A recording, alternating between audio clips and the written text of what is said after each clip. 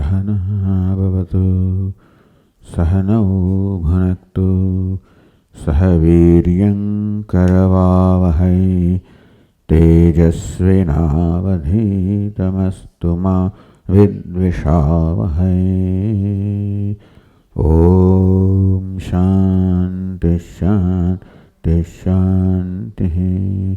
ॐ पूर्णमदः पूर्णमिदं पूर्णात् पूर्णमुदच्यते पूर्णस्य पूर्णमादाय पूर्णमेवावशिष्यते।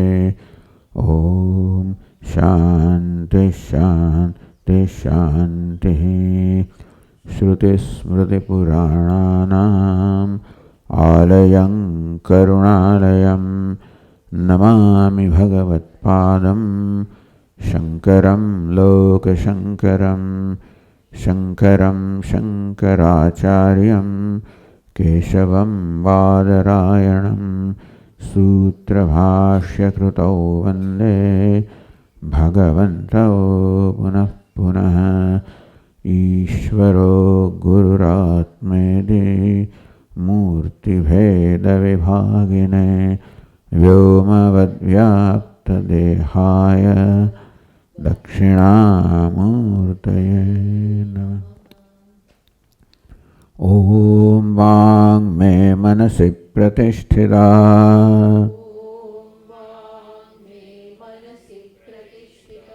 मनो मे वाचि प्रतिष्ठितम् आविराविर्म एधि वेदस्य म आणीस्थः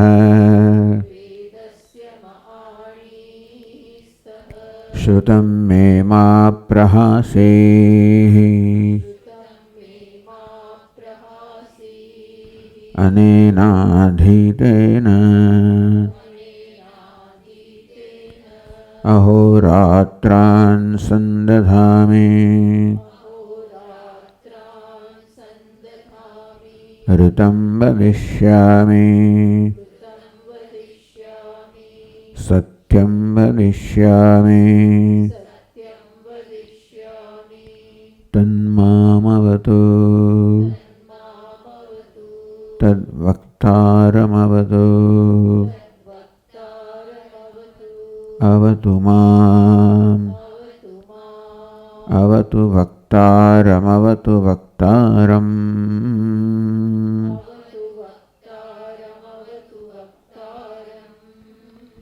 ॐ शान्ति शान्ति शान्तिः।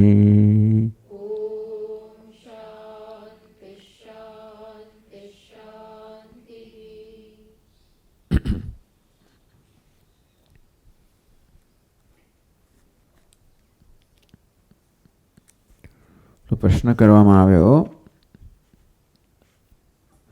तत्र मूढ़ाः केचित् आहुः युगपच्चक्षुरादयः सर्वेपि स्वस्वविषये प्रवर्तन्ते इति ईदृश। तो आ विषयમાં કેટલાક પૂર્વપક્ષી લોકો જે મૂળ છે એમ કહે છે કે બધી ઇન્દ્રિયો એક સાથે પોતપોતાની પ્રવૃત્તિ કરે છે। યુગપત એક સાથે सर्वेपि इंद्रियाद चक्षुरादय चक्षु वगैरह सर्व इंद्रियों स्वस्थ विषय पोतपोताना विषय में युगपत प्रवर्तन्ते एक साथे प्रवृत्त थाय छे। इति ईदृशम आવું કેટલાક મૂળ લોકો કહે છે।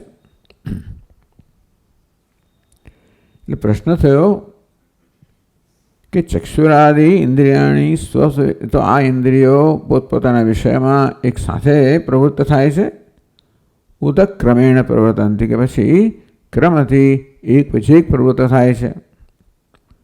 આ સંશય જ્યારે જન્મે ત્યારે કેટલાક લોકો આવી પ્રકારનો વાદ ધરાવે પક્ષ ધરાવે છે કે બધી ઇન્દ્રિયો એક સાથે પ્રવૃત્ત થાય છે। તદસત ઉત્તર આપવામાં આવ્યો नहीं कश्चन शक्नुयात् सकृद्वाचा नाम प्रज्ञापयितुं चक्षुषा रूपम। तो कोई वाणी थी एक साथे नाम बोले अने ચક્ષુથી રૂપને જુએ એવું શ્રુતિમાં કહ્યું ન કશ્ચન શક્નુયાત, કોઈ પણ માણસ આવું કરવા સક્ષમ નથી. એમ કે શ્રુતિએ ઉત્તર આપ્યો કે બધી ઇન્દ્રિયો એક પછી એક ક્રમથી, એક પછી એક ક્રમ એટલે એક પછી એક પોતાનું કાર્ય કરે છે, એક સાથે નહીં.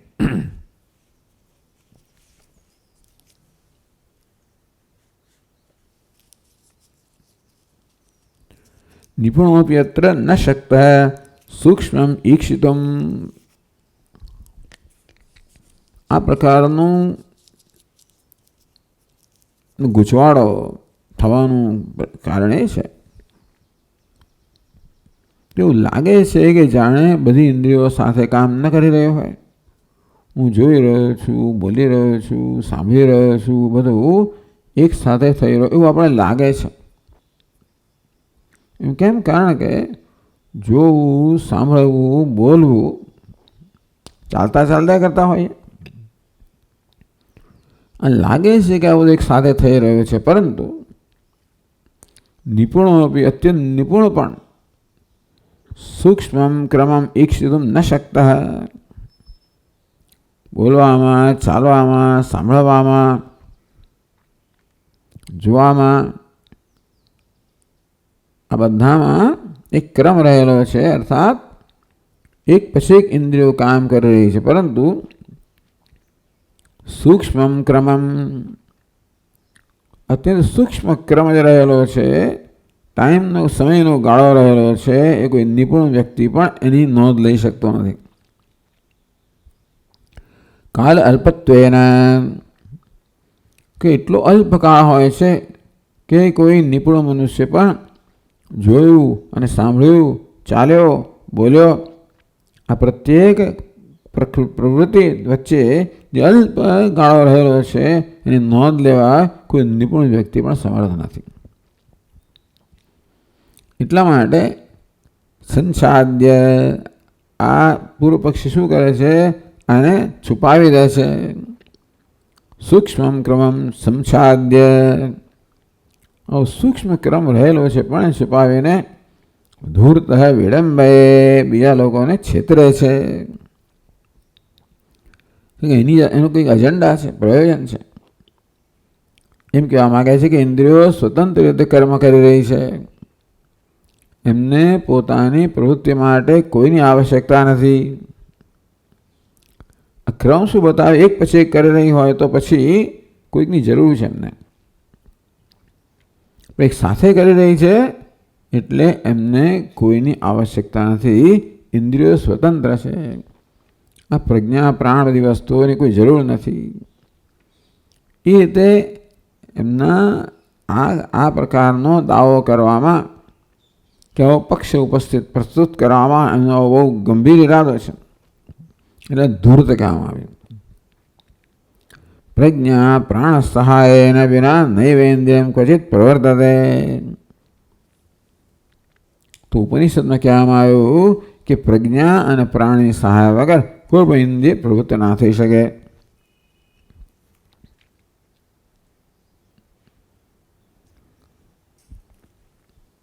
એટલે ઇન્દ્રિયાણામ સ્વસ્વ વિષય પ્રવૃત્તિ ક્રમેણ એવ. પ્રત્યેક ઇન્દ્રિયની પોતાના વિષયમાં પ્રવૃત્તિ ક્રમેણ એક પછી એક થાય છે. એમનામ ક્રમ, કોઈ ક્રમ એટલે એવું નથી કે આના પછી આનું જ થાય, એક પછી એક થાય. ન યુગપત એક સાથે ઇન્દ્રિયો પોતાની પ્રવૃત્તિ કરતી નથી. ઇતિ વાગ ઇન્દ્રિય પ્રવૃત્તિ દૃષ્ટાંતેન ઉપાદયિતુમ. તો વાગ ઇન્દ્રિય છે એના દૃષ્ટાંતથી ઉપાદન કરવા માગે છે. તરીકે બતાવવા માગે છે કે ઇન્દ્રિયો એક પછી એક પોતાની પ્રવૃત્તિ કરી રહી છે. એટલે કહ્યું કે પ્રજ્ઞા કોઈ પણ ઇન્દ્રિય પ્રજ્ઞા અને પ્રાણની સહાય વિના કોઈ પણ ઇન્દ્રિય પ્રવૃત્ત ના. એ ટૂંકમાં ઇન્દ્રિયને પ્રવૃત્ત થવા માટે પ્રજ્ઞા પણ જોઈએ અને પ્રાણ પણ જોઈએ. ઇન્દ્રિયાણામ પ્રવૃત્તિ સ્યાત પ્રજ્ઞાલોચન પૂર્વિકા પ્રાણવાયુ પ્રેરિતા છે. એટલે કે ઉપનિષદ કહે છે કે ઇન્દ્રિયની પ્રવૃત્તિ પ્રજ્ઞા આલોચન પૂર્વિકા કોઈ પ્રવૃત્તિ થતાં પહેલાં પ્રજ્ઞામાં બુદ્ધિમાં આલોચન થતું હોય છે. બોલવું કે નહીં, સાંભળવું કે નહીં, જોવું કે નહીં, આમ એમને જોવાઈ જાય વાત જુદી છે. પણ આપણે જ્યારે જોતા હોઈએ ત્યારે અહીં પહેલાં બુદ્ધિની અંદર નિશ્ચય થાય કે જોવું જોઈએ, જોવા યોગ્ય છે. શું જોવો સ્વામીજી? તરત ધ્યાન દોરાય. હા, જો ત્યાં ઈચ્છા ખરો. એમને ડાફોડિયામાં તો વાત જુદી છે. પણ સામાન્ય રીતે પ્રવૃત્તિ આવી રીતે ઈરાદાપૂર્વક થતી હોય ત્યારે એમાં બુદ્ધિનું આલોચન થયું હોય. અને જોડે જોડે કારણ કે ઇન્દ્રિયની પ્રવૃત્તિ માટે શક્તિ જોઈએ, તો પ્રાણ દ્વારા શક્તિ પણ મળતી હોય. ઇન્દ્રિયની પ્રવૃત્તિમાં સમજ જોઈએ અને શક્તિ જોઈએ. કહેવાનો ભાવ એ છે પ્રત્યેક ઇન્દ્રિય સમજપૂર્વક પોતાનું કામ કરે છે અને જોડે જોડે એ કરવા માટે એમને શક્તિની આવશ્યકતા છે. એ સમજ એમને પ્રજ્ઞા કે બુદ્ધિ દ્વારા આપવામાં આવે છે અને શક્તિ છે પ્રાણ દ્વારા આપવામાં આવે છે. એટલે કોઈ ઇન્દ્રિય સ્વયં પોતાની પ્રવૃત્તિ કરવા સક્ષમ નથી આ બેની સહાય વગર. અને એ સહાય પણ કેવી છે? એક પછી એક છે, એક સાથે નથી. આ પ્રજ્ઞા અને પ્રાણ પણ એક સાથે બધી ઇન્દ્રિયોને પ્રેરણા કે પછી સમજ નથી આપતા, એક પછી એક આપે છે. એટલે પ્રજ્ઞા અને પ્રાણ પણ પોતાની પ્રવૃત્તિ ક્રમથી કરે છે. તો આ પ્રકારે એક ઇન્દ્રિય પ્રવૃત્તિ કરતી હોય ત્યારે પણ એની વાણી શબ્દો બોલે, એક પછી એક શબ્દ બોલે, એક સાથે ના બોલે. આંખો રૂપ રંગ જોતું એક પછી એક જુએ, એક સાથે ના જુએ. અન્યથા નિખિલમ વેદ ધૂર્તો એક ક્ષણે પઠેત. જો આવી રીતે વાણીનું ઉચ્ચારણ એક સાથે થતું હોત તો એક સાથે આખો વેદ ઉચ્ચારિત થઈ જાત ને? નથી થતું. એક શબ્દ, એક વર્ણ, શબ્દ, વાક્ય, અનુવાદ એ પ્રકાર થતું હોય છે. યા પ્રજ્ઞા પ્રાણયો પ્રવૃત્તિ સાસ્યાદ વાક વૃત્તિવત ક્રમાત. એટલે વાણીની વૃત્તિનું પ્રવૃત્તિનું દૃષ્ટાંત આપ્યું કે વેદનું પઠન થાય ત્યારે એક પછી એક શબ્દોનું પઠન કે ઉચ્ચારણ થતું હોય છે. એક સાથે સમગ્ર ગ્રંથનું ઉચ્ચારણ થતું નથી. એટલે આ વસ્તુ વાણીની પ્રવૃત્તિનું દૃષ્ટાંત દ્વારા બતાવે. આ તો જોઈએ છે આપણે.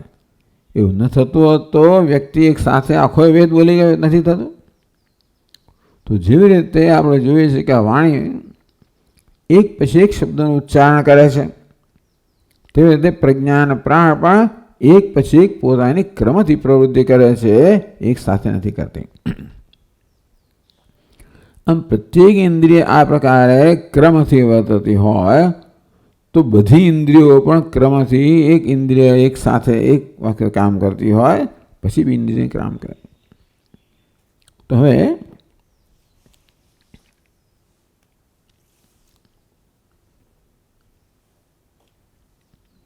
એટલે આપણે મંત્ર વાંચતા હતા કંડિકા, બીજી કંડિકા ફરી આપણે જોઈ જઈએ. કયા પાન પર છે? તો કે 36મા પાન પર બીજી કંડિકા 5મી પંક્તિથી. તદ્ધેકે આહુ એક ભૂયમ વૈ પ્રાણા ગચ્છન્તિ દે. અને પૂર્વ પક્ષ કહેવામાં આવ્યો કેટલાક કે જે પ્રાણ એટલે ઇન્દ્રિયો એક સાથે જ બધી મળીને એક સાથે કામ કરે છે. તો કે છે નહીં, નહીં કશ્ચન શક્નુયાત સકૃત વાચા નામ પ્રજ્ઞાપયિતુમ ચક્ષુષા રૂપમ શ્રોત્રેણ શબ્દમ મનસા ધ્યાતુમ ઇતિ એક ભૂયમ વૈ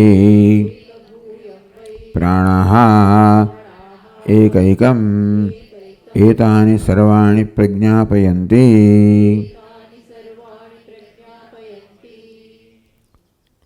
એટલે એનો પૂર્વ પક્ષે ગણીએ તો નહીં કશ્ચિત નહીં કશ્ચિન શક્નુયાત સકૃત વાચા નામ પ્રજ્ઞા. એક સાથે કોઈ વ્યક્તિ વાણીથી શબ્દનું ઉચ્ચારણ કરવું, ચક્ષુષા રૂપમ પ્રજ્ઞાપયિતું, ચક્ષુથી રૂપનું પ્રજ્ઞાપન કરવું, જોવું, શ્રોત્રિય શબ્દ સાથે શ્રોત્રી શબ્દ સાંભળવો, મનસા ધ્યાતુમ, મન વડે ધ્યાન કરવું.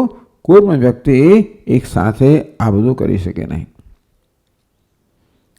એક ભૂયમ વૈ પ્રાણા એકૈકમ, એક ભૂયમ ટૂંકમાં એક સાથે આ બધું થઈ શકે નહીં. પ્રાણાહ એકૈકમ એતાની સર્વાણી પ્રજ્ઞાપયંતી. ઇન્દ્રિયો છે એક પછી એક આ બધી વસ્તુઓનું જ્ઞાન કરાવે છે. શબ્દ, વાણી શબ્દનું, ચક્ષુરૂપ રંગનું, શ્રોત્ર શબ્દનું, એકૈકમ એક સાથે એક જ ઇન્દ્રિય કામ કરતી હોય છે. એ પ્રકાર આપણને આ વસ્તુનું પ્રજ્ઞાપન કરાવે, જ્ઞાન કરાવે. આગળ જશે વાચમ વદંતી સર્વે પ્રાણા અનુવદંતી ચક્ષુઃ પશ્યત સર્વે પ્રાણા અનુપશ્યન્તી શ્રોત્રમ શૃણ્વત સર્વે પ્રાણા અનુશૃણ્વન્તિ મનોવ્યાપત મનોધ્યાયત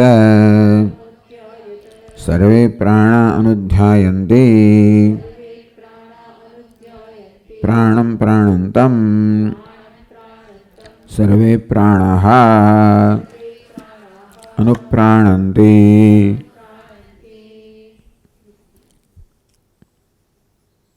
एवं ओ ह एतद इति ह इंद्र उवाच अस्ति तु एव प्राणानां निश्रेयसम् इति.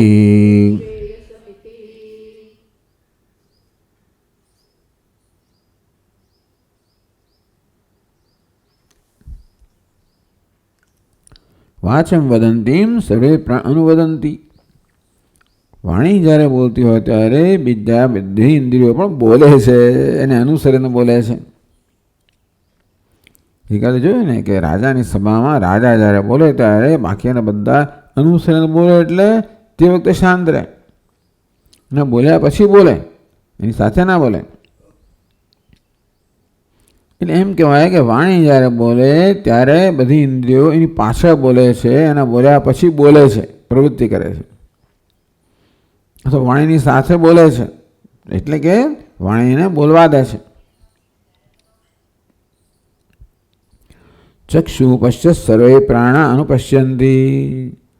આમ જ્યારે ચક્ષુ જોતા હોય ત્યારે બીજા બધા પણ એની સાથે જોએ, બીજું કશું ના કરે. શ્રોત્રમ શૃણ્વન સર્વે પ્રાણા અનુશૃણ્વન્તિ.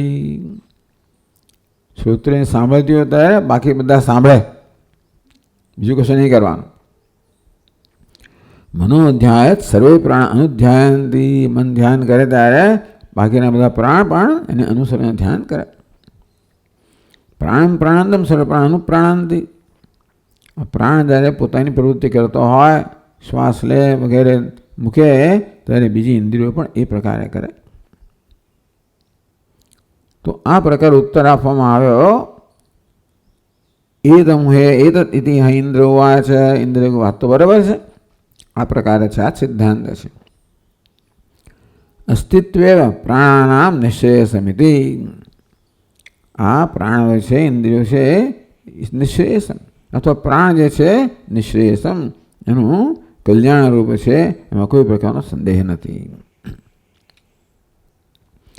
એ ટૂંકમાં બધી ઇન્દ્રિયો બરોબર સારી જ છે, પણ તેમાંય પણ આ પ્રાણ જે છે ને એ સર્વશ્રેષ્ઠ છે, કલ્યાણતમ છે. એ પછી કહે છે, આ વસ્તુ પછી જાય છે ખરેખર તો. એટલે આ વાક્ય છે ને એ ચાલો પણ આવું જ છે શ્રુતિમાં. આ વાક્ય છે એ પછીની કંડિકા સાથે જાય છે. અસ્તિત્વ એવા પ્રાણાનામ નિશ્રેયસમ. બધા પ્રાણ બધા કરતા શ્રેષ્ઠ છે. કઈ રીતે એ પછી સમજાવશે.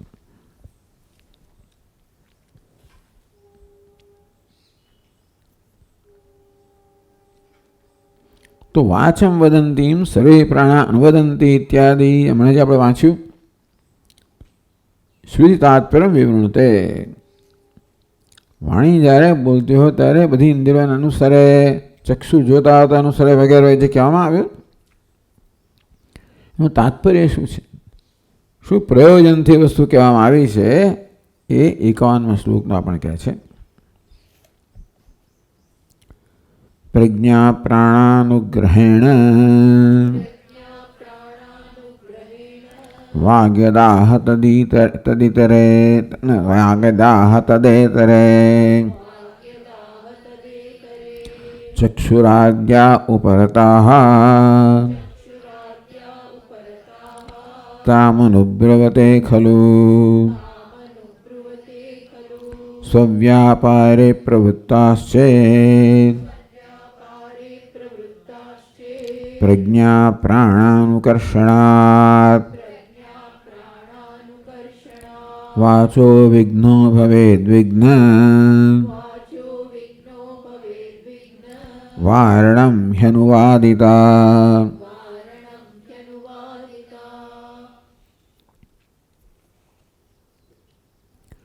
પ્રજ્ઞા પ્રાણ અનુગ્રહણ, તો યાદ રાખવાનું જ કે કોઈ પણ ઇન્દ્રિય પોતાની પ્રવૃત્તિ ત્યારે કરી શકે જ્યારે એ ઇન્દ્રિયને પ્રજ્ઞા અને પ્રાણનો અનુગ્રહ હોય.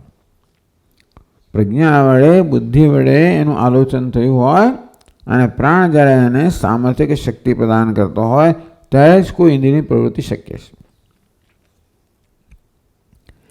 એ પ્રકારનો અનુગ્રહ પ્રાપ્ત કરીને આ વાઘ ઇન્દ્રિયનું દૃષ્ટાંત આપ્યું, શરૂ કર્યું કે વાણીથી જ વાઘાદિ ઇન્દ્રિયાણી. વાણી જે છે એ પહેલી કર્મેન્દ્રિય છે. આકાશ તત્વ આમ શ્રોત્રાદિ કેવું હોય તો તમે જ્ઞાનેન્દ્રિયોમાં અને કર્મેન્દ્રિયોમાં વાઘાદિ, કારણ કે આકાશ તત્વના રજસ અંશમાંથી વાઘ ઇન્દ્રિયનું સર્જન થયું. આકાશ તત્વના સત્વ વાઘ શ્રોત્રીને મળે. ઇન્દ્રિયો ક્યારેક શ્રોત્રાદિ ઇન્દ્રિયાણી કહેવામાં આવે, ક્યારેક વાઘાદિ ઇન્દ્રિયાણી કહેવામાં આવે. એ પ્રકાર અહીં કહેવામાં આવ્યું. વાચમ વદંતીમ સર્વે પ્રાણ અનુવદંતીમ, વાણીને પહેલાં કહેવામાં આવે. અહીંયા પણ એ પ્રકારે કહે છે કે પ્રજ્ઞા પ્રાણ અનુગ્રહણ યદા વાઘ આહ, પ્રજ્ઞા અને પ્રાણના અનુગ્રહથી વાણી જ્યારે બોલે છે તદા ઇતરે ચક્ષુરાદ્ય ઉપરતા, તે વખતે ચક્ષુરાદ્ય ચક્ષુ વગેરે બીજી ઇન્દ્રિયો છે ઉપરતા એ શાંત થઈ જાય છે. રાજા બોલે ત્યારે બધા સભાસદો શાંત થઈ જાય. કોઈ પણ ઇન્દ્રિય રાજા સમાન છે. જ્યારે પોતાની પ્રવૃત્તિ કરે ત્યારે બીજા બધા સભાસદો જાણે કે આજ્ઞાંકિત સભાસદો હોય એ પ્રકારે શાંત થઈ જાય. ઉપરતા વાચમ વદંતીમ સર્વે પ્રાણ ઇન્દ્રિયાણી વાચમ અનુવદંતી. આવું કહેવામાં આવ્યું. શ્રુતિમાં શું કહ્યું?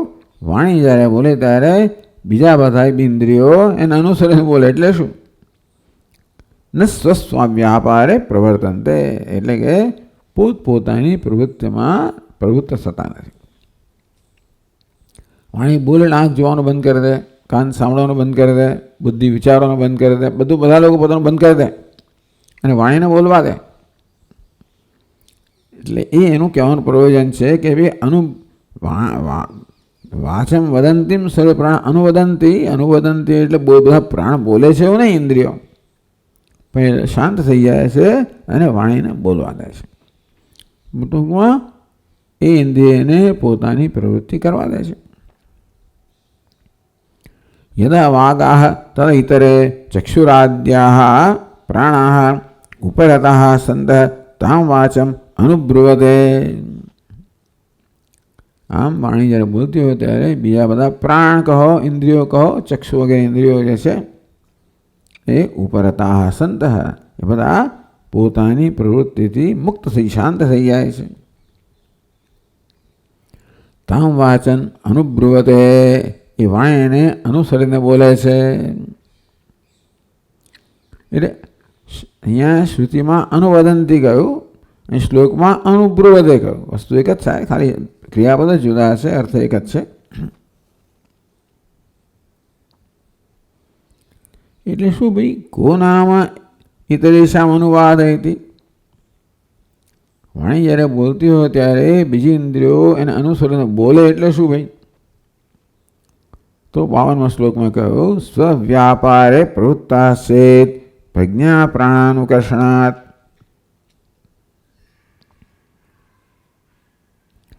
સ્વવ્યાપારે પ્રવૃત્તા ચેત, બીજી ઇન્દ્રિયો પણ પોતાની પ્રવૃત્તિ કરતી હોય એ વખતે તો યાદ રાખવાનું છે કે કોઈ પણ ઇન્દ્રિય પોતાની પ્રવૃત્તિ ત્યારે કરે છે જ્યારે પ્રજ્ઞા અને પ્રાણનો અનુગ્રહ હોય ત્યારે. બુદ્ધિ વિચારતી હોય અને પ્રાણ શક્તિ પ્રદાન કરતા હોય ત્યારે જ કોઈ પણ ઇન્દ્રિય પોતાની પ્રવૃત્તિ કરી શકે. ઇન્દ્રિય પ્રવૃત્તિ કરે ને ત્યારે આમાંથી કંઈક ખેંચે, પ્રજ્ઞામાંથી ખેંચે, પ્રાણમાંથી ખેંચે તો જ પોતાની પ્રવૃત્તિ કરી શકે. જેવી રીતે આપણે ટ્યુબલાઇટ ચલાવીએ એટલે વીજળી ખેંચે, પંખો ચલાવીએ વીજળી ખેંચે, જે ક્યાં ઉપકરણ ચલાવીએ એ વીજળી ખેંચે. અત્યારે તો કંઈ વાંધો નથી. જૂના જમાનામાં વરાજન ત્યાંથી પેલો ડીસી પાવર આવે, એક ચલાવો તો બીજું, અને બીજું ચલાવો એટલે પેલો એકદમ પેલો બલ્બ એકદમ એ થઈ જાય, શું કહેવાય, ધીમો બાદ બિચારો ઝાંખો થઈ જાય, એવું થતું હતું.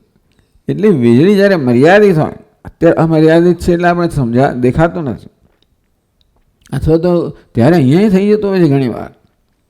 એક પેલો આપણો બોરવેલ પંપ ચાલે, એક ક્ષણભર માટે એ ચાલે ને ત્યારે એટલી વીજળી ખેંચી લે કે ક્ષણભર માટે બીજામાં એની અસર થાય. એર કન્ડિશનર ચાલુ થાય ને ત્યારે ઘણું, આ બધા ઉપકરણ ચાલુ થાય ને ત્યારે ખૂબ વીજળી ખેંચે, પછી પાછું શાંત થઈ જાય. એ વખતે બીજા પર અસર થાય. ખાસ કરીને ગામડામાં વગેરેની અંદર જીવીમાંથી આવતું હોય ત્યારે મર્યાદિત આવતું હોય ત્યારે તરત બધા બીજા બધા એકદમ બિચારા ઝાંખા થઈ જાય, ઠંડા થઈ જાય, ધીમા પડી જાય. કેમ? કારણ કે વીજળી એકમાંથી ખેંચે, એની પાસે જે મર્યાદિત શક્તિ છે ખેંચે એક ત્યારે બીજાને ઓછી મળે. તેમ પ્રજ્ઞા અને પ્રાણી શક્તિ છે. દરેક ઇન્દ્રિયને પોતાની પ્રવૃત્તિ કરવા માટે પ્રજ્ઞા અને પ્રાણની શક્તિ જોઈએ એટલે ખેંચે. તો બધી સાથે ખેંચવા મળે તો પછી શું થાય? કોઈને કશું મળે નહીં, અથવા કોઈના ભાગે વ્યવસ્થિત આવે નહીં, પર્યાપ્ત ના આવે. એવું બને કે એકેય ઇન્દ્રિય પ્રવૃત્તિ કરી ના શકે જો બધી સાથે કરવા જાય તો. અને એ સાથે વાણી બિચારી બોલવા જાય ને ત્યારે આંખ જોવા જાય, કાન સાંભળે, એમ કરીને પ્રજ્ઞા પ્રાણની શક્તિ ખેંચી લે તો વાણી બોલી ના શકે. આવું થાય. એ જ કહે છે તે કોના મિત્રેશામ અનુવાદ હતી. બીજી ઇન્દ્રિયો આ ઇન્દ્રિયોનું અનુસરણ કરે છે એ કારણનો શું અર્થ થાય? તો કહે છે કે સ્વવ્યાપારે પ્રવૃત્તા ચેત પ્રજ્ઞા પ્રાણાનુકર્ષણાત. બીજી બધી ઇન્દ્રિયો પણ સ્વતંત્ર હોત, સ્વતંત્ર હોત તો પછી જેમ ભાવે તેમ કરત. જેમ ફાવે એમ નથી કરતી, કોઈ ક્રમને અનુસરે છે, એટલે કે કોઈ પ્રકારની ઓર્ડર છે, નિયમ છે, સંવાદિતા છે, એટલે કે એ સંવાદિતા આ નિયમોનો અમલ કરનાર કોઈ છે. આ દ્વારા આત્મા હોવાની અહીંયા સિદ્ધિ થાય છે કે બધા આજ્ઞાંકિત હોય તે પ્રકારે એક પછી એક પોતાની પ્રવૃત્તિ કરે. અને પ્રાણ અને પ્રજ્ઞા પણ ક્રમથી જ એ પોતાની પ્રવૃત્તિ કરે છે, ક્રમથી એક પછી એક ઇન્દ્રિયને પોતાની શક્તિ કે અનુગ્રહ પ્રદાન કરતા હોય છે. એવું ક્રમ જ્યારે આવે ત્યારે સમજે કે ક્રમનો નિયંત્રણ કરનાર કોઈ છે. એટલે વાગ્વૃત્તિ કાલે ઇતરેન્દ્રિયાણા બે પ્રવૃત્તો સ્વવ્યાપારે પ્રવૃત્તાશ્ચેત પ્રજ્ઞા પ્રાણાનુકર્ષણાત વાચો વિઘ્નો ભવેત. તો વાણી બોલવાનું શરૂ કરે અને બીજી અંદર ઝંપલાવે બીજી ઇન્દ્રિયો, એવું તો બહુ થતું હોય છે. આમ તો લોકો બોલતા એવું નથી હોતું. આ પ્રકારની વ્યવસ્થા, એક બોલે તો બીજું બોલે તો એક સાથે ઘણા લોકો બોલે સ્વતંત્ર છે. સ્વતંત્ર હોય ત્યારે પછી એવો ક્રમ નથી જળવાતો. એમાં સભા મળીઓને બધા ચર્ચા કરતા હોય ત્યારે એક સાથે 5 અવાજ એમ સાંભળવા મળે, દરેકને કંઈક બોલવું છે. અને હું બોલું તમે સાંભળો. એ શું બતાવે છે કે એમનું નિયંતા કોઈ છે નહીં. એક પછી પેલો પ્રાઇમ મિનિસ્ટર આવે એટલે ધીમે એક પછી એક જ બોલે બધા, જો કોઈ નિયંતા છે કોઈ પણ. ટૂંકમાં આ સભાનો અધિપતિ આવે જે જરા કડક હોય તો બધા એ પ્રકારે ક્રમથી બોલે, આજ્ઞામાં રહીને બોલે. એટલે જ્યારે જ્યાં કોઈ પ્રકારનો ક્રમ હોય, નિયમોનું પાલન થતું હોય, ત્યારે આપણે જોઈએ છીએ કે એ નિયમનો અમલ કરનાર કોઈ હોવો જોઈએ, તો જ નિયમનું પાલન થાય. સ્વતંત્રતા હોય તો કોઈ ક્રમ કે નિયમ ના હોય. આમ બેઠેલા હોય અને લોકો બોલવામાં સ્વતંત્ર હોય, ચાલતા ગમે તે વખતે એક સામડા ઘણા અવાજો સાંભળવા મળે તમને કે દરેક જણ કંઈક બોલવું છે. અને તેથી આમ બોલવાનું હોય, બધી કોઈ પ્રવૃત્તિમાં બોલવામાં તો જણાઈ આવતું હોય છે. પણ એવું અહીં થતું નથી. એ શું બતાવે છે? ઇન્દ્રિયો સ્વતંત્ર નથી. એટલા જ માટે એક બોલે ત્યારે, એક પોતાની પ્રવૃત્તિ ત્યારે બીજા શાંત થઈ જાય છે. અને કે પ્રજ્ઞા પ્રાણ અનુકર્ષણાત સહાય અભાવે વાચો વિઘ્ન ભવેદ. બીજું ઇન્દ્રિયો પ્રાણ એક સાથે બધા મિત્રો બેઠા હોય ને, છાપું પાથ્યું હોય, એમાં ચવાણું હોય, એટલે ટૂંકમાં સાંજે ગયા હોઈએ, ચવાણું ખરીદેલું હોય, દરેક એક આનો કાઢ્યો હોય, ચવાણું ખરીદીને ગયા હોય, બગીચામાં એકાદ કલાક દોડા કરે, પછી બેસે બધા. પછી જે બધા સ્વતંત્ર છે ને, જે બધા બુકડા મારવા માંડે, પછી પેલાને આવે નહીં, પેલું જ્યારે થોડો ધીમો હોય બિચારો, એને મળે છે નહીં, પેલા કોઈ પુરુષ કરી જાય. તેવી રીતે ઇન્દ્રિયો સાથે કરતો બીજી પેલી વાણી વિચારે બોલી જ ના શકે. એટલે વાચો વિઘ્ન ભવે, એ પ્રકારે વાણીનું વિઘ્ન થાય. એ વાચો વિઘ્ન ભવે વિઘ્ન વારણ અનુવાદિતા. બીજી ઇન્દ્રિયો વાણીને અનુસરે છે, એનો છે તો કે વાણી અનુકૂળતા કરી આપે છે. એટલે કે વાણીની પ્રવૃત્તિમાં વિઘ્ન નાખતી નથી. એક સાથે પ્રવૃત્તિ કરીને પ્રજ્ઞા અને પ્રાણની શક્તિઓનું તો ખેંચાણ નથી કરતી. એમ કહીને પ્રજ્ઞા પ્રાણની પૂરી શક્તિ વાઘ ઇન્દ્રિયને જવા દે છે. તેથી વાઘ ઇન્દ્રિય પોતાનું કાર્ય યોગ્ય રીતે કરી શકે. બસ આનું નામ જ છે તત્કાલે ઇતર ઇન્દ્રિયાણામ અપ્રવૃત્યા. તો એક ઇન્દ્રિય જેમ કે વાણી બોલતી હોય, બીજી કોઈ ઇન્દ્રિય પ્રવૃત્તિ ના કરતો, એને જ કહ્યું વિઘ્ન વારણ. એટલે એને અનુસરવું એટલે શું? એની પર વિઘ્ન ના નાખવું. તાદૃશ વિઘ્ન વારણમ એવા અનુવાદ. એટલે ભાઈ આ પ્રકારે વાચમ વદંતીમ સર્વે પ્રાણ અનુવદંતી. વાણી બોલે ત્યારે બધા પ્રાણ, બધી ઇન્દ્રિયો પણ એને અનુસરીને બોલે. એટલે શું? એના બોલવામાં વિઘ્ન ના નાખે. જો કુદરતમાં કેવો ક્રમ છે, ઈશ્વરની વ્યવસ્થામાં કેવો ક્રમ છે, કેવા બધા સાથે મળીને કરે છે. એટલે કે બધી ઇન્દ્રિયોમાં સહકાર છે, સાથે મળીને કરે અને બીજાને કરવા દે, વચ્ચે ના પડે, એને અનુકૂળતા કરી આપે, જેથી એની પ્રવૃત્તિમાં કોઈ પ્રકારનું વિઘ્ન ના આવે. અને તો જ સંવાદિતા હોય. નહીંતર તો શું હોય? એકવાર સ્પર્ધા ચાલુ થઈ ગઈ ને, જેમ મનુષ્ય જાતિમાં સ્પર્ધા છે, ત્યાં સ્વતંત્રતા હોય ત્યાં સ્પર્ધા હોય. કે દરેકને પોતાનો એજન્ડા હોય, પ્રયોજન હોય, પોતાનું ધ્યેય હોય, સિદ્ધ કરવાનું હોય, અને પોતાના ધ્યેય મોટે ભાગે બીજાનું ધ્યેય આડે જ આવતું હોય. હું ધ્યેય સિદ્ધ કરું તો ત્યારે બીજાના ધ્યેયમાંથી વંચિત રાખું, ત્યારે એવું થતું હોય છે. એટલે આપણે જોઈએ છીએ કેવી બધી વ્યવસ્થા છે. આમ બધું બહુ અત્યારે 21મી સદીમાં આપણે બહુ સુધરેલાનું કહે, પણ આ વાતો તદ્દન નીચી કક્ષાના છે. દરેક માણસ સ્વાર્થથી પ્રેરણે જ કામ કરતો હોય. કેમ બીજાથી વધારે લઈ લઉં, ગ્રેબિંગ, મોટા મોટા બુકડા ભરે, એટલે પેલા પછી જો ધીમો હોય તો રહી જ જાય. બસ આ જ વસ્તુ ચાલે છે. એટલે સ્વતંત્ર જ્યારે હોય ત્યારે જો આવું થતું હોય છે. કોઈ બીજાને અનુકૂળતા ના કરી આપે, વાસ્તવમાં તો પોતાની પ્રવૃત્તિથી બીજાને વિઘ્ન નાખે, એ પેલો પોતાનું ના કરી શકે. પણ અહીં એવું નથી. બધી ઇન્દ્રિયો છે એક જ સૂક્ષ્મ શરીરના અંગ છે બધા, અને તેથી જેવી દેહના બધા અંગો પણ હળીમળીને કામ કરે છે. એક અંગ બીજાની પ્રવૃત્તિમાં આડે નથી આવતું, પણ વાસ્તવમાં મદદરૂપ થાય છે. તે પ્રકાર જોઈએ છે કે આ બધી ઇન્દ્રિયો, પ્રાણ બધા એક મળીને કામ કરે છે, એકબીજામાં મદદરૂપ થાય છે. પછી શ્રુતિમાં તો, ઉપનિષદમાં તો પછી કહ્યું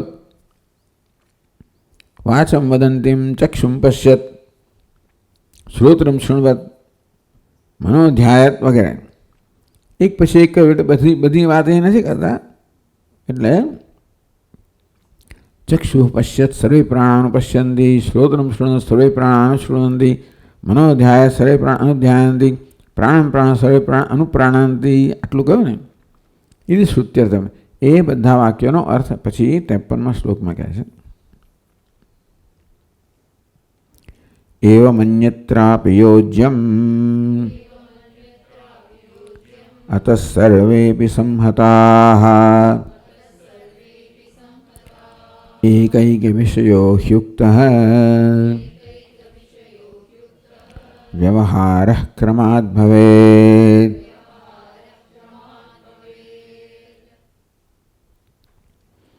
એવું અન્યત્રાપી યોજ્યમ. આ પ્રકારની યોજના બીજા કિસ્સામાં થવી જોઈએ.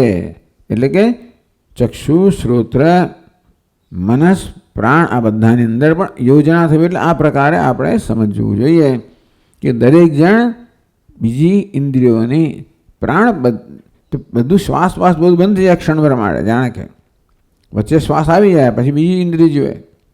આમ દરેક જણ બીજી ઇન્દ્રિયોની પ્રવૃત્તિમાં સહકાર આપે છે અને તે વખતે વચ્ચે નહીં પડીને પ્રાણ પ્રજ્ઞાની પૂરી શક્તિ તે ઇન્દ્રિયને ઉપલબ્ધ કરાય છે. અમે વિઘ્ન નથી નાખતા. અત્ર શ્રુતૌ સર્વાણી અપી ઇન્દ્રિયાણી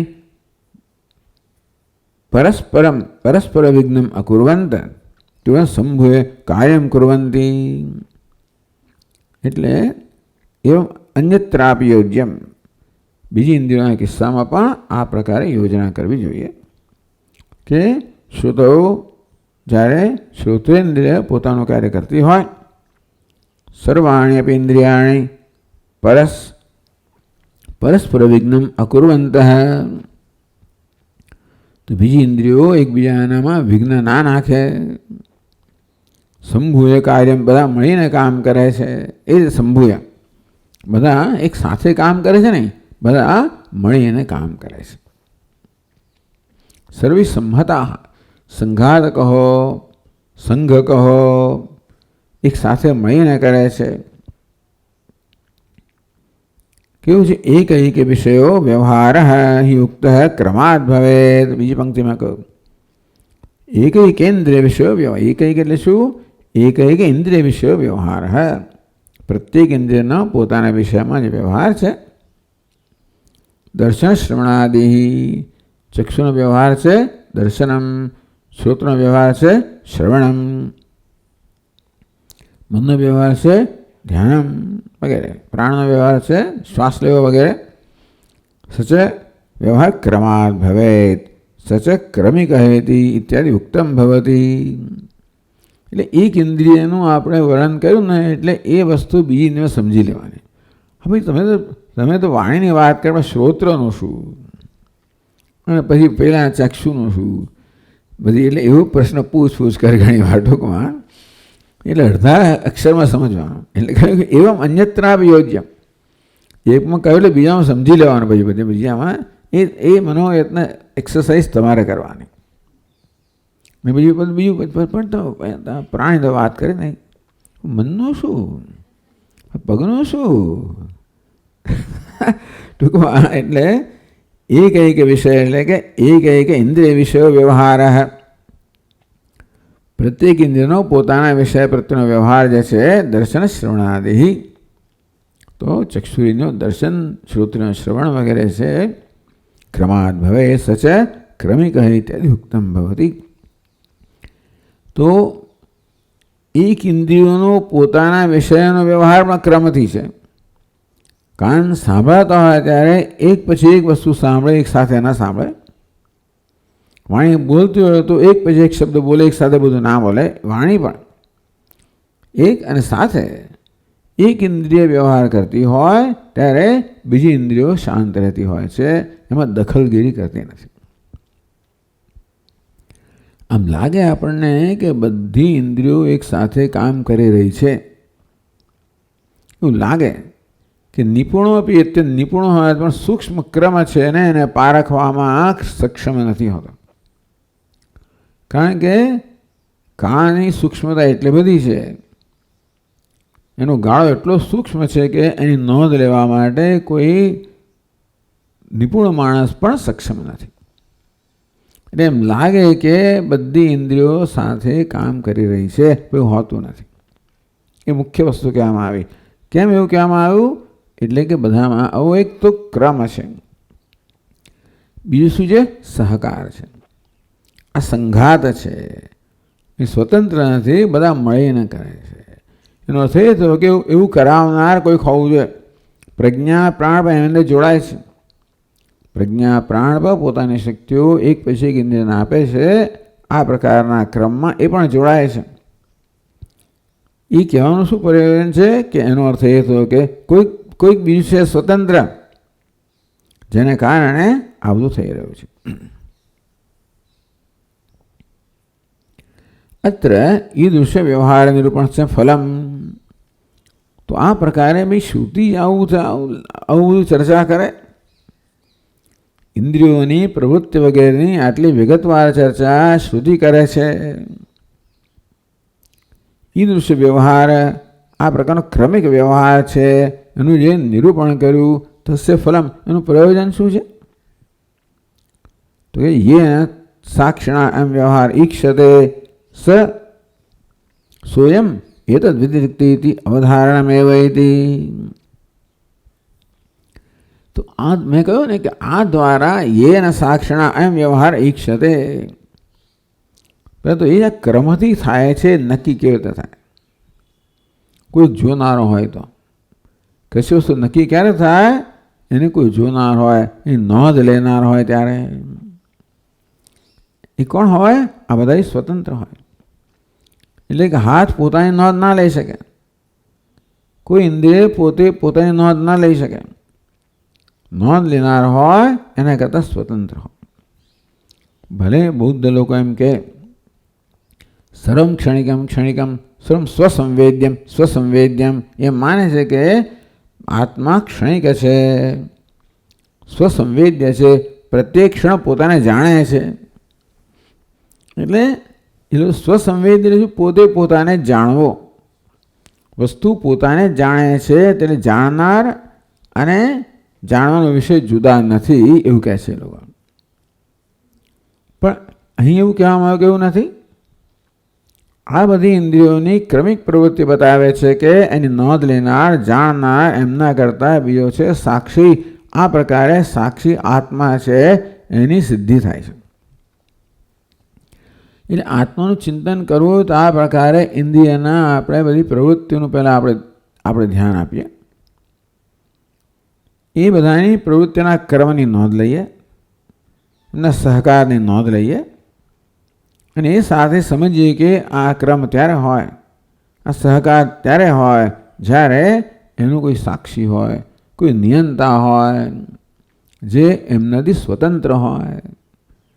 જેમ કે આ ઘર છે, બાંધનાર ઘરના બધા અનેક અવયવો હોય, એમાંનો કોઈ થાંભલો હોય અને પછી એ બધી વસ્તુઓ ઘરને ના બાંધી શકે. અને બાંધનાર આ બધા અવયવ કરતાં સ્વતંત્ર હોવો જોઈએ. જેના ઘરે બાંધ્યું હોય, જેણે પોતાની ઈચ્છાથી બાંધ્યું હોય, તેમ જેણે આ બધું એ ભેગું કર્યું. ઇન્દ્રિયો, પ્રાણ, મન, બુદ્ધિ આ બધાનો સંઘાત છે, એ બધું સાથે મળીને કામ કરે છે. કામ બધું સૂક્ષ્મ શરીરમાં છે, અંતર્ગત છે. એ દ્વારા કે આ બધામાં સંવાદિતા છે, એ દ્વારા પ્રયોજન એ થયું કે આ સંવાદિતા છે એ કોઈકના આભારી છે. એટલે કોઈ જાણનાર છે એવું કહેવું એક રીતે છે કે આ બધું ક્રમ છે, એનો કોઈ સાક્ષી છે, એ કેવી રીતે? અથવા એમ કહેવાય કે આ બધી જે વ્યવસ્થિત પ્રવૃત્તિ ચાલે છે, ક્રમથી ચાલે છે, સહકારથી ચાલે છે, સંવાદથી ચાલે છે, એ બતાવે છે કે આ સહકાર કહો, સંવાદિતા કહો, ક્રમ કહો, એને માટે કોઈક અન્ય જવાબદાર છે. આપણે એમાં કર્તૃત્વ નથી નાખતા, પણ અન્યની તો સિદ્ધિ થાય છે. જેમ આપણે જગતને જોઈએ ત્યારે બધી પ્રવૃત્તિ વ્યવસ્થિત થાય છે ને. સૂર્ય, ચંદ્ર, નક્ષત્ર, ગ્રહો, તારાઓ, બધા આકાશ, વાયુ, બધા તત્વો, બધી જ વસ્તુઓ, એક એક અણુ, પરમાણુ, બીજાણુ જે હોય તે, આ બધી વસ્તુઓ જગતની અંદર એકદમ વ્યવસ્થિત રીતે સંવાદિતાથી કામ કરી રહી છે, સહકારથી કામ કરી રહી છે. બસ કે there is a cosmos, not chaos. Cosmos છે, એક સમાજ, કેઓસ નથી. ભલે આપણે ખબર પડે કે ના, આપણે કેઓસ લાગે કદાચ, ક્યાંક જ્વાળામુખી ફાટ્યો, ક્યાંક ભૂકંપ થયો, એટલે આપણે લાગે આ બધું અવ્યવસ્થિત નથી, બધું વ્યવસ્થિત જ છે. કોસ્મોસ છે એક, there is one organic whole, ટૂંકમાં એક પૂર્ણતા છે, સમગ્રતા છે. એ પ્રકારમાં એક છે. ભલે દેહમાં અનેક બધા અંગો હોય, પરંતુ એ બધા એક સાથે નહીં, એ સહકારથી કામ કરે છે. એ બતાવે છે કે એ પ્રકારે સહકાર જાળવનાર એ બધું કોઈકના આભારી છે, જે દેહ કરતાં સ્વતંત્ર હોય. એટલે એ પ્રકારે ચૈતન્ય છે એની સિદ્ધિ થાય. એટલે આ પ્રકારે યેન સાક્ષિણા એમ વ્યવહાર ઈક્ષતે. આમ સામાન્ય રીતે નિયમ છે કે કશી વસ્તુ છે એ સિદ્ધ ક્યારે થાય? જ્યારે એનો સાક્ષી હોય ત્યારે. તો આ બધી વસ્તુઓ છે, આ ક્રમ છે, સિદ્ધ ક્યારે થાય? એ બધા ક્રમનો કોઈ સાક્ષી હોય ત્યારે. એમ કરીને સાક્ષી રૂપે આત્માનું હોવા પણ સિદ્ધ થાય છે. ઇતિ અવધારણમ એવૈતિ. ટૂંકમાં આ પ્રકારે આ સાક્ષી છે, એ સાક્ષીની હાજરી, સાક્ષીનું હોવાપણું દ્રઢ થાય છે. કે સાક્ષી છે એ દ્રઢયતી, અવધારણમ દ્રઢ થાય છે. એ વાત 54મા શ્લોકમાં કહે છે. ક્રમભાવી વિચિત્રોયમ વ્યવહારશ્ચિદાત્મના યેનૈકેનૈક્ષ્યતે સોયમ અન્યઃ સર્વેભ્ય ઈશ્વરામ.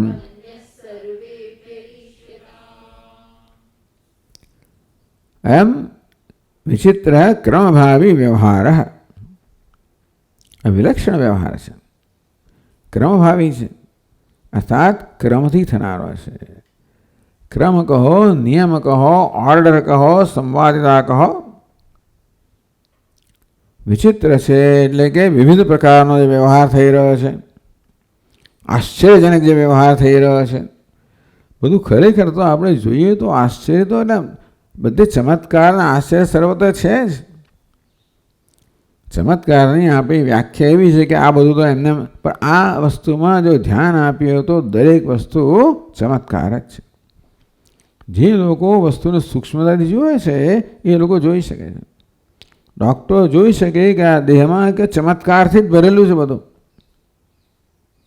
વસ્તુ આટલી હજારો લાખો વસ્તુ, અંદર કરોડો વસ્તુઓ એ ભેગી મળીને કામ કરે છે અને ચાલે છે. આ એક મહાન આશ્ચર્ય, મહાન ચમત્કાર છે. એટલે વિચિત્રતા છે, વૈવિધ્ય છે, આશ્ચર્યજનકતા છે આ બધામાં. હવે જે વ્યવહાર છે ક્રમભાવી, એ આ પ્રકારે ક્રમથી ચાલી રહ્યો છે. તો ચિદાત્મના યેન એકેન ચિદાત્મના ઈક્ષતે. આ ક્રમભાવી વ્યવહાર છે એનાથી આપણે એની સભાનતા છે. વ્યવહાર પ્રત્યે આપણે ધ્યાન આપીએ ત્યારે આપણે આ ક્રમભાવી વ્યવહારથી સભાન બનીએ. એનો થયો કે આ વ્યવહારની સભાનતા ધરાવનાર, આ બધા વ્યવહાર કરનારા, આ બધા અંગ કરતા ભિન્ન છે.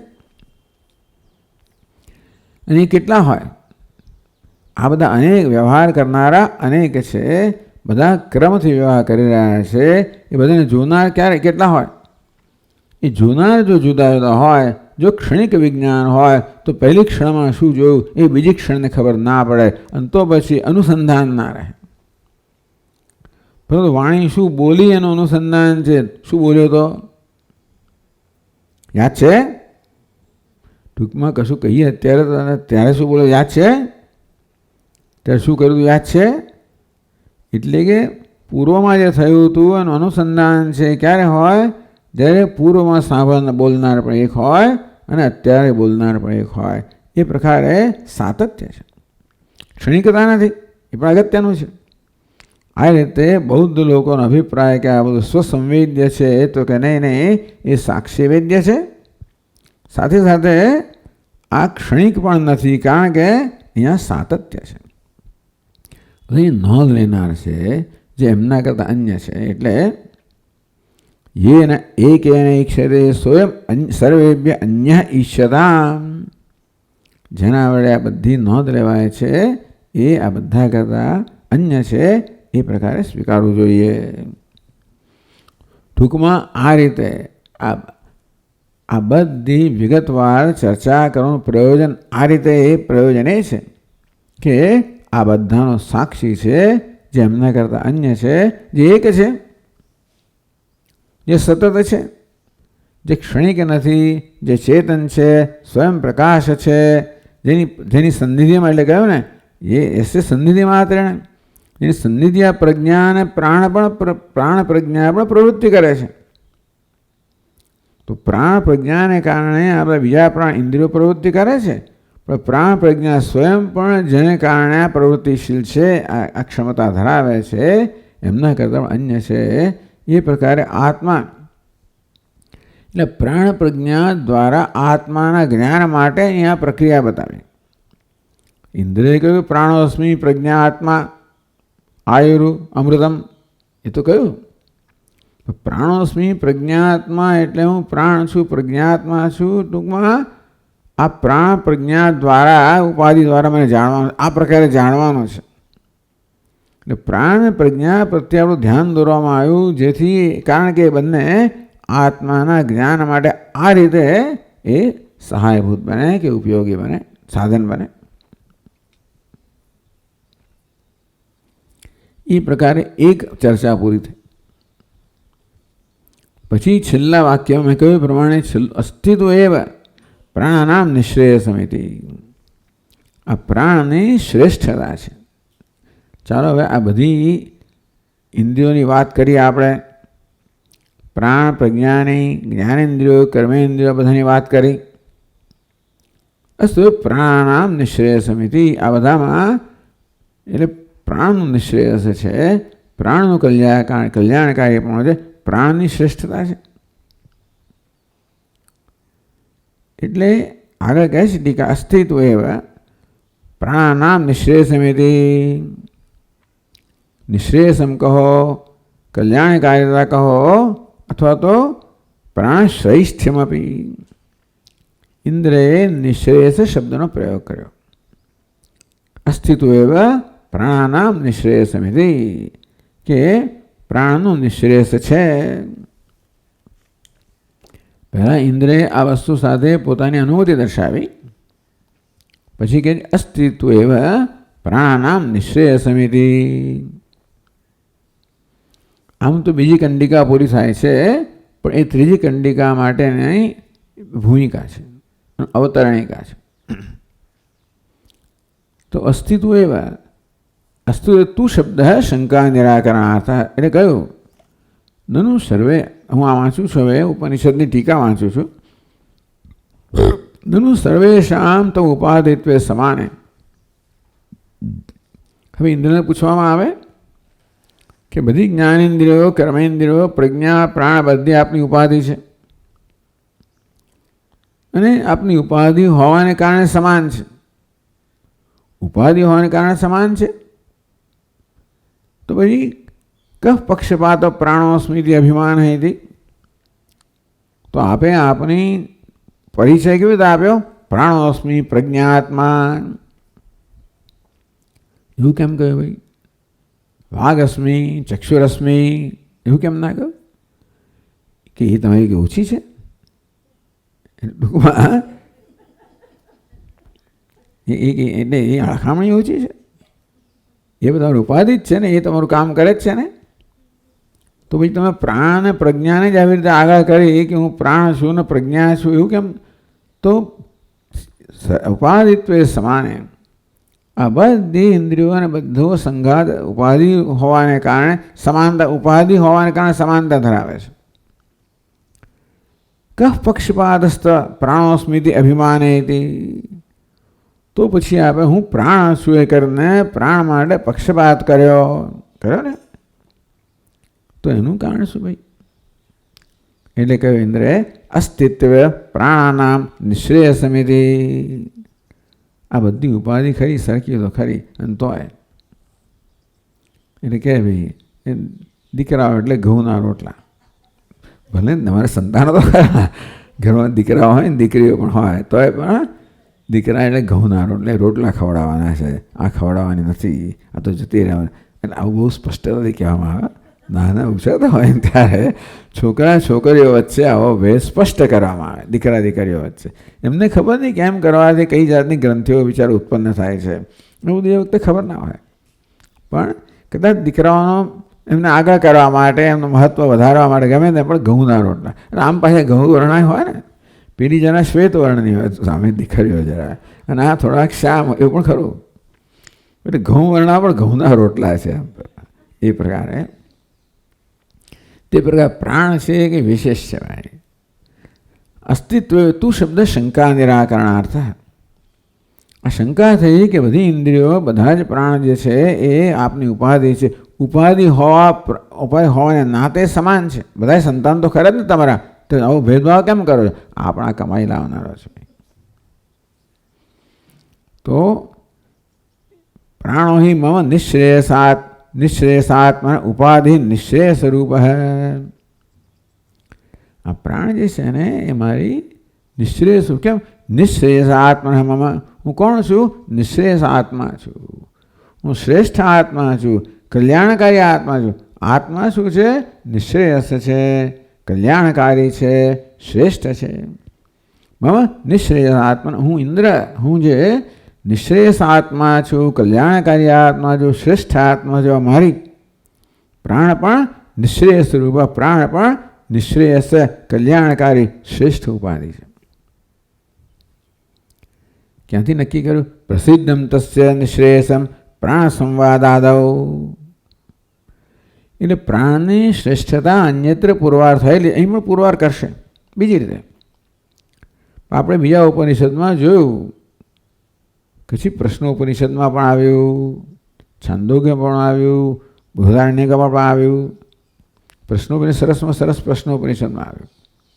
બધી ઇન્દ્રિયો આવી રીતે વિવાદ કરતી હતી. અહમ શ્રેષ્ઠ, તો હું શ્રેષ્ઠ છું, હું શ્રેષ્ઠ છું. અને ત્યારે પછી એ લોકો નક્કી ના કરી શક્યા. બધા પ્રજાપતિ પાસે ગયા, ભાઈ તમારામાં જેના જવાથી આ દેહ મૂળદા જેવું થઈ જાય એ શ્રેષ્ઠ છે, જોઈ લઉં છું. વાણી કે હું જોઈ લઉં છું, જતી રહી, 1 વર્ષ જતી રહી, જોઉં છું કે મારો કેમ ચાલે છે. વર્ષ પછી પાછી આવી. તો બધા શું કર્યું? અમે જે મૂંગા માણસ વર્તે એ તો જીવ્યા. બિચારી આવી ગઈ પાછી, કાં તો મારા વગર ચાલે છે. શ્રોત્રેન્દ્ર જતી રહી. અમે વ્યવહાર ચાલતો હતો. શું થયું? તો કે બહેરા લોકો કરે એવું અમે કર્યું. મન પણ જતો રહ્યો, પેલો ગાંડો કરે અમે કર્યું. આમ એક ઇન્દ્રિયો એક પછી ગઈ, શું પોતાનું મહત્વ બતાવવા માટે, અને પાછી આવીને જોયું તો પોતાના વગેરે ચાલતું જ હતું. એટલે બધા આવે અને પોતાના સ્થાને પાછા બેસી ગયા. ભાઈ પ્રાણ ઉત્ક્રમણ કરવા ગયો, એ દેહમાંથી વિદાય લેવા ગયો. હજી તો ત્યાં દૃષ્ટાંત આપે છે કે જેવી રીતે પાણીદાર ઘોડો હોય એને તમે ખીલા સાથે બાંધ્યો, અને ઘોડો કેવી રીતે આમ દોડવા જાય તો ખીલામાંથી પેલા ખીલાને કાઢી નાખે. તેવી જ રીતે આ પ્રાણ પણ જ્યારે ઉત્ક્રમણ કરવા ગયો ત્યારે બધી ઇન્દ્રિયો જાણે કે પોતાના સ્થાનમાંથી ખેંચાઈ ન જતી હોય, ત્યારે ઇન્દ્રિયોને ખબર પડી કે ભાઈ અહીં હોવા પણ પ્રાણને કારણે છે. એટલે એ રીતે પ્રાણની શ્રેષ્ઠતા નક્કી થઈ. એટલે કહે છે કે પ્રસિદ્ધમ તસ્ય નિશ્રેયસમ પ્રાણ સંવાદાદૌ. આ પ્રકારે પ્રાણ કે ઇન્દ્રિયોના સંવાદ દ્વારા એ તો પછી અર્થવાદ થયો, કથા થઈ. પછી ચર્ચા થાય કે આ તો બોલતી હશે, આવી ઇન્દ્રિયો તો છે જ ના, બોલે કેવી રીતે?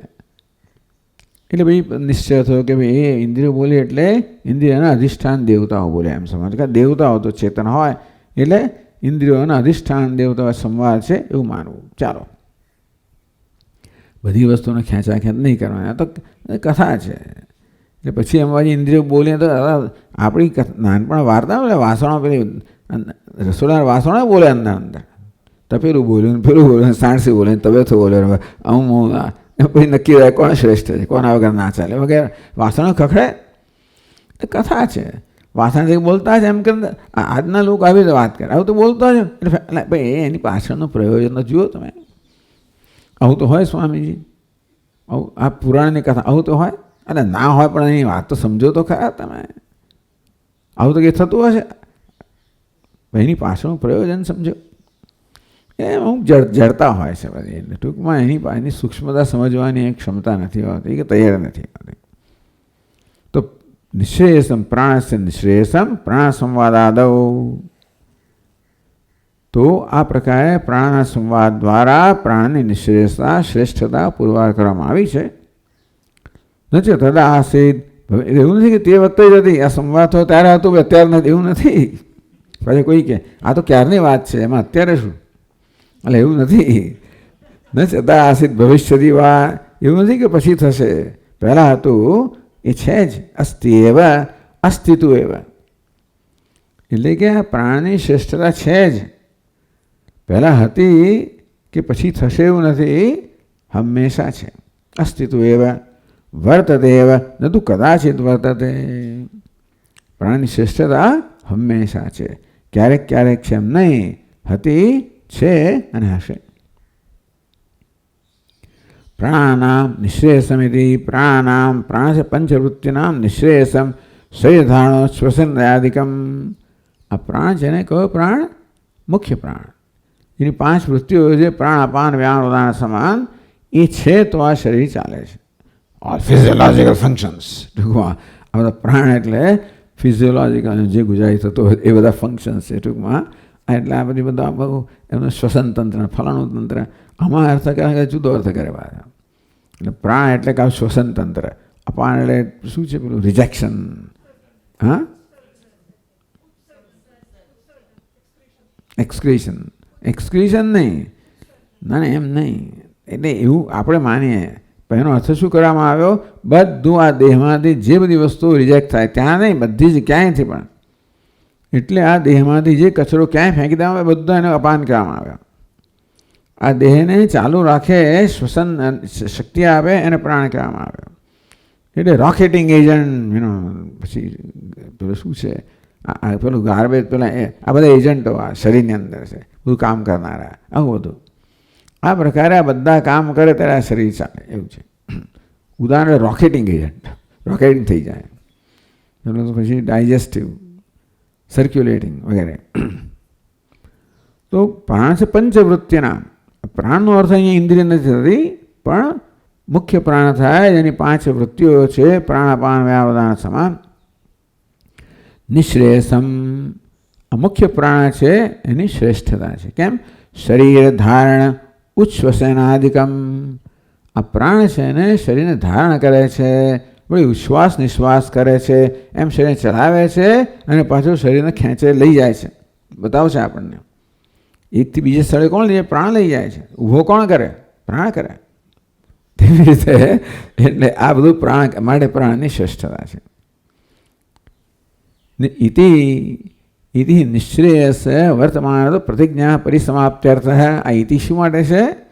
કે નિશ્રેયસ વર્તમાન અસ્તિ એવા, પ્રાણ નિશ્રેયસત્વ છે એટલે અત્યારે છે, એટલે અત્યારે હંમેશા છે. એટલે પ્રાણની શ્રેષ્ઠતા છે એની પ્રતિજ્ઞા ઇન્દ્રિય કરી, એ પ્રતિજ્ઞાની પરિસમાપ્તિ છે ઇતિ શબ્દથી કરવામાં આવી. એ પ્રકારે આપણે આ શ્લોકમાં જોઈશું હવે. ઓમ ઓમ પૂર્ણમદઃ પૂર્ણમિદં પૂર્ણાત પૂર્ણમુદચ્યતે પૂર્ણસ્ય પૂર્ણમાદાય પૂર્ણમેવાવશિષ્યતે. ઓમ શાંતિ શાંતિ शान्तिः शान्तिः। शङ्करं शङ्कराचार्यं केशवं बादरायणं सूत्रभाष्यकृतौ वन्दे भगवन्तौ पुनः पुनः। ईश्वरो गुरुरात्मेति मूर्तिभेदविभागिने व्योमवद्व्याप्तदेहाय दक्षिणामूर्तये नमः। ॐ शान्तिः शान्तिः शान्तिः। हरिः ॐ। श्रीगुरुभ्यो नमः। हरिः ॐ।